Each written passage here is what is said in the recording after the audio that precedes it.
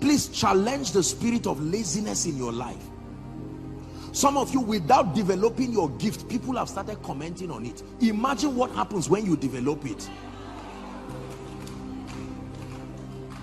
I hope you still like me. Please listen to me. Nobody goes to a mango tree without mango and just starts clapping and is happy. You look at the tree, you may stay a few minutes to get shade and move, but once it is time for mango, as it starts coming out, the fruit is calling you. The mango does not want followers. The mango is not looking for followers, but it is too gifted to be ignored. The mango does not go around calling for followers. It just keeps building the mango. And because hunger is something you cannot resist, you may ignore it for a while, but one day when the sun scorches you and you stand and watch this mango.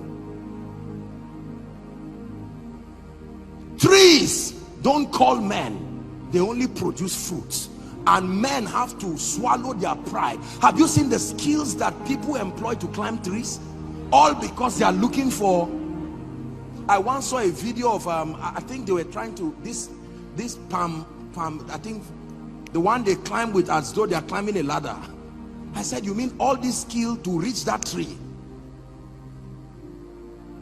Be gifted and watch how people will inconvenience themselves with joy to come and place a demand on the grace of God upon your life. When people give excuses of time, excuses of comfort, is because your gift is not notable enough. I assure you, ask the herbalist. A politician, respectfully speaking, will come with his whole dignity and meet a man in a tattered room and not ask whether there is AC and not ask whether the man can speak English. The man says, turn behind and move backward, and he says, yes sir, because he knows that my political career is at the mercy of that. May you be so gifted in the name of Jesus. May your gift be so refined that it will be impossible for a generation to ignore you. Believe what I share with you.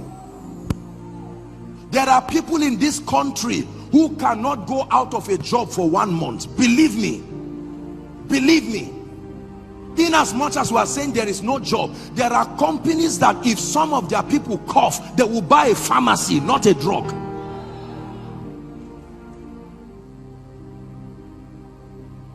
Make up your mind that you will be so gifted. If it's a ministry, discern the dimensions of God's grace that he has put and work it out. Place your life upon it. Apostle, God has called me to be a prophet. Like who? Everything you prophesy is wrong. The world will not place a demand on that kind of grace. Let's in the name of honesty. Are we together? Apostle, God has called me to be a kingdom financier. Let me know what you know about finances. Can you talk to kings? You are talking to your colleagues and you are happy about it. Your colleagues are not billionaires. Thank God for them. But your goal is to be able to mentor kings, that a nation will call you to hear the counsel of God upon your life.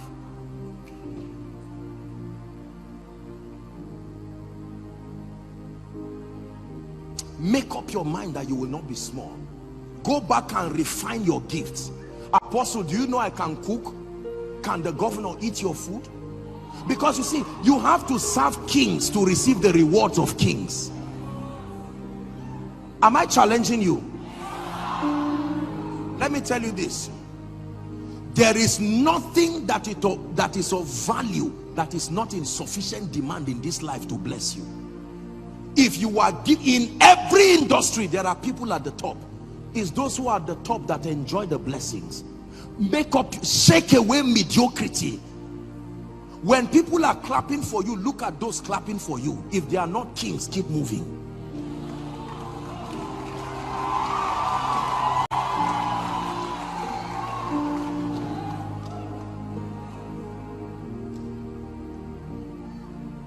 Mark 1:37.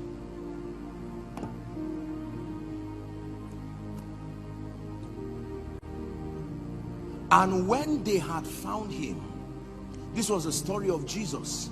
Jesus had finished healing, doing several things. He ran away to go and just rest and pray, and men would not let him rest.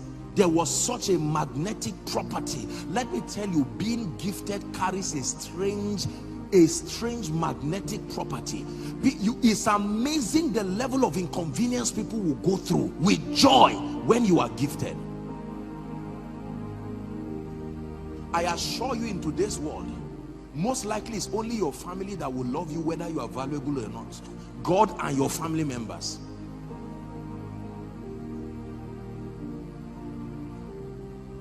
They are enough to support you, but not enough to reward you. The vast majority of your reward will be in the hands of people who are in desperate need.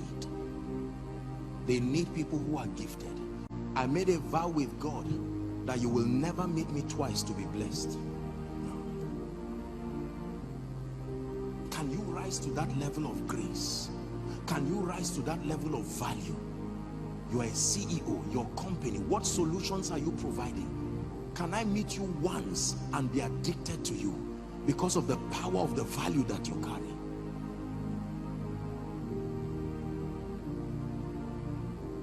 You know, people give me all kinds of gifts and people paint me, and sometimes when I see the photo they give, I say, you mean this is me?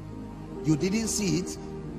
You know, of course I love what they did, but I'm saying, oh no, come on, please.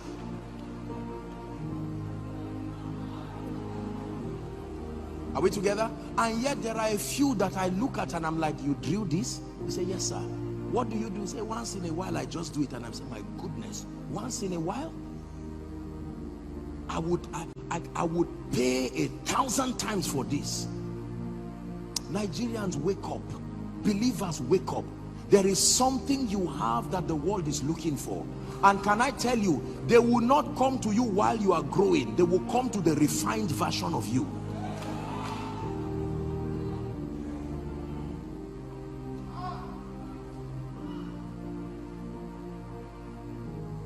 If your pastor hides today and says he's not going to preach for 5 months, he's going to have to beg God in that retreat and say, God, release me to bless people, because they will not let him rest.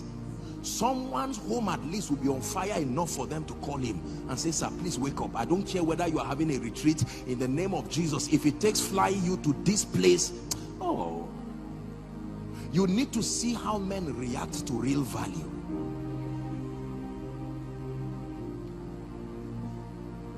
Your desire of decades can come to you in a moment when you make up your mind to be truly valuable. These are the laws of advancement. You enter your Sabbath to the degree to which you are valuable. You rise to a point where competition is no longer a possibility. You never have planes crashing with themselves in the air. There is enough space there. Traffic is usually down.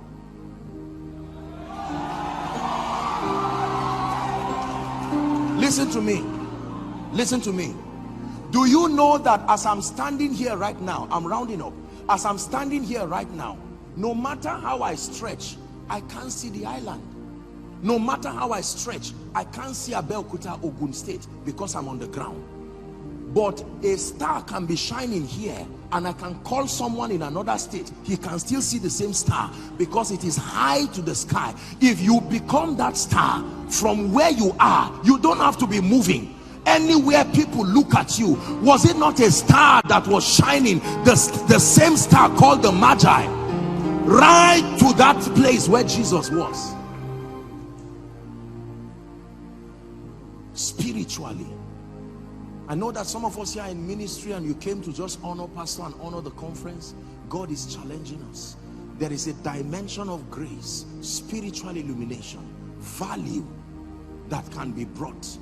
When you bring something, the table of greatness is still empty, but you don't sit down for nothing. You first present your gift, then you sit down.